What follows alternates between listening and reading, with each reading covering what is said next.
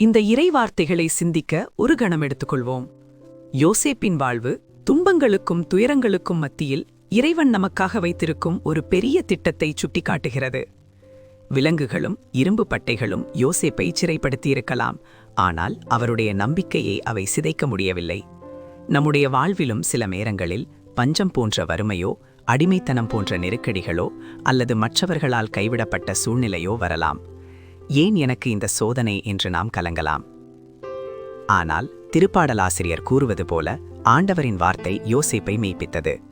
இருளும் சிறைவாசமும் ஒரு முடிவல்ல, அவை ஒரு புதிய தொடக்கத்திற்கான தயாரிப்பு. இன்று நீங்கள் அனுபவிக்கும் சோதனைகள் நாளை நீங்கள் அடையப்போகும் உன்னத நிலைக்கு உங்களை உருவாக்குவதற்கான கருவிகளே.